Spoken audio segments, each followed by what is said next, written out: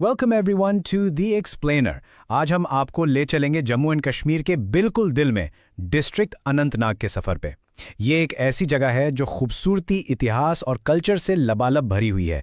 और चलिए आज इसके बारे में थोड़ा गहराई से जानते हैं।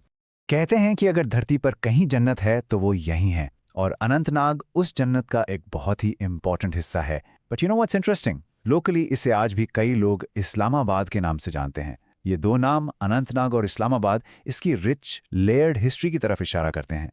तो चलिए अनंतनाग को बेहतर समझने के लिए हम इसे इन 5 हिस्सों में एक्सप्लोर करेंगे। Will start with a quick introduction, फिर इसकी ज्योग्राफी को देखेंगे, इसके इतिहास में एक छोटा सा सफ़र करेंगे, इसके क्राउन जूल्स यानी टूरिस्ट स्पॉट्स को देखेंगे, और आखिर में समझेंगे कि इसे the rice bowl of Kashmir आखिर कहते क्यों हैं। तो सबसे पहले शुरू करते हैं बेसिक से। अनंतनाग है क्या और कहाँ? इमेजिन कीजिए झेलम वैली का सदर्न हिस्सा। यहाँ ऊंचे ऊंचे पहाड़ हैं, साफ मौसम है और मीठे पानी के चश्मे बहते रहते हैं। इन सब के बीच बसा है डिस्ट्रिक्ट अनंतनाग। ये सिर्फ एक एडमिनिस्ट्रेटिव एरिया नहीं, बल्कि कश्मीर की रूह का एक बहुत इंपॉर्टेंट हिस्सा है। Okay, so let's move on to the geography. अब हम देखेंगे कि इस डिस्ट्रिक्ट का लैंडस्केप कैसा है, इसका ज़मीनी स्ट्रक्चर क्या है और इसका एडमिनिस्ट्रेटिव सेटअप कैसे काम करता है। यही चीज़ें हैं जो इसे इतना यूनिक बनाती हैं। अगर आप मैप पर देखें तो अनंतनाग कश्मीर के साउदर्न हिस्से में है, एक बहुत ही स्ट्रेटेजिक लोकेशन पर। इसके बॉर्डर्स पुलवामा, कुलगाम, रियासी, बनिहाल, किश्तवाड़, इन सब से लगते हैं। ये लोकेशन इसे इस पूरे रीजन का एक सेंट्रल हब बनाती है। और इसका टोटल एरिया है 3574 स्क्वायर किलोमीटर्स का, काफ़ी बड़ा है। इसमें 12 तहसील्स और लगभग 395 गांव आते हैं। ये नंबर्स सिर्फ डेटा नहीं है, ये बताते हैं कि ये एक काफ़ी डाइवर्स रीजन है जिसको मैनेज करने के लिए एक सॉलिड एडमिनिस्ट्रेटिव सिस्टम की ज़रूरत पड़ती है। हर इलाके की एक लाइफलाइन होती है, और अनंतनाग की लाइफलाइन है यहाँ की नदियाँ, या जिन्हें नल्लास कहते हैं। सबसे इंपॉर्टेंट है लिद्दर नदी, जो शेषनाग लेक से निकलती है और ज़्यादातर ज़मीन को सींचती है। इन्हीं नदियों की वजह से यहाँ की ज़मीन इतनी उपजाऊ है और यहाँ जिंदगी चलती है। ऑलराइट, अब थोड़ा सा टाइम ट्रैवल करते हैं। हर जगह के नाम के पीछे एक कहानी होती है, राइट? तो चलिए अनंतनाग के नाम और इतिहास के पीछे छुपी दिलचस्प कहानियों को जानते हैं। फेमस आर्कियोलॉजिस्ट सर ए स्टाइन के मुताबिक इसका नाम यहाँ के एक विशाल चश्मे अनंतनागा पर रखा गया। संस्कृत में अनंत का मतलब है काउंटलेस और नाग का मतलब है स्प्रिंग, तो अनंतनाग का मतलब हुआ the land of countless springs. कितना पोएटिक है ना?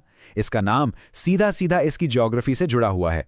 एक और इंटरेस्टिंग हिस्टोरिकल फैक्ट, बहुत पुराने जमाने में कश्मीर को 3 डिविजन्स में बांटा जाता था, और अनंतनाग का ये पूरा इलाका सदर्न डिवीजन का हिस्सा था, जिसका नाम था मराज। कहते हैं कि ये नाम एक प्राचीन राजा मरहन के नाम पर रखा गया था। और फिर आते हैं मुगल्स। मुगल शासन के दौरान इस शहर का नाम बदलकर इस्लामाबाद रखा गया। और इंटरेस्टिंगली, भले ही ऑफिशियल रिकॉर्ड्स में नाम अनंतनाग है, ये मुगल एरा नाम आज भी यहाँ के लोगों की जबान पर है, उनके कल्चर का हिस्सा है। ये इस जगह की रिच मल्टी लेयर्ड आइडेंटिटी को दिखाता है। ओके, हिस्ट्री हो गई। अब उस चीज़ की बात करते हैं जिसके लिए अनंतनाग सबसे ज़्यादा जाना जाता है, इसकी कमाल की खूबसूरती। ये सच में एक टूरिस्ट पैराडाइज है, और अब हम इसके कुछ अनमोल रत्नों को देखेंगे, इसके क्राउन जूल्स।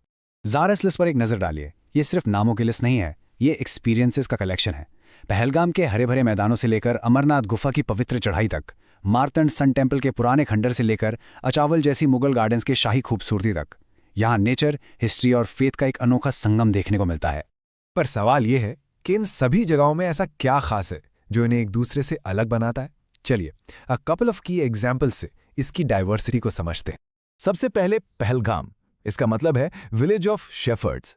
ये सिर्फ लिदर नदी के किनारे बसा एक खूबसूरत हिल स्टेशन ही नहीं, बल्कि पवित्र अमरनाथ यात्रा का एक बहुत क्रूशियल स्टार्टिंग पॉइंट भी है। हर साल लाखों लोग यहीं से, इस शांत एनवायरनमेंट से, अपनी स्पिरिचुअल यात्रा की शुरुआत करते हैं। और ये देखिए कितनी जबरदस्त डाइवर्सिटी है यहाँ के हिस्ट्री में। एक तरफ है 8th सेंचुरी का मार्तन सन टेम्पल, जो सन गॉड सूर्या को समर्पित था और एंशियंट कश्मीरी आर्किटेक्चर का एक मास्टरपीस है।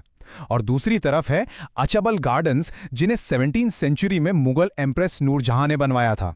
ये दोनों साइट्स अलग अलग सदियों और अलग अलग एम्पायर्स की कहानी सुनाती हैं।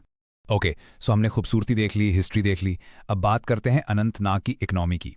इसकी खूबसूरती और इतिहास के अलावा ये रीजन कश्मीर के लिए बहुत इंपॉर्टेंट है। आखिर क्यों?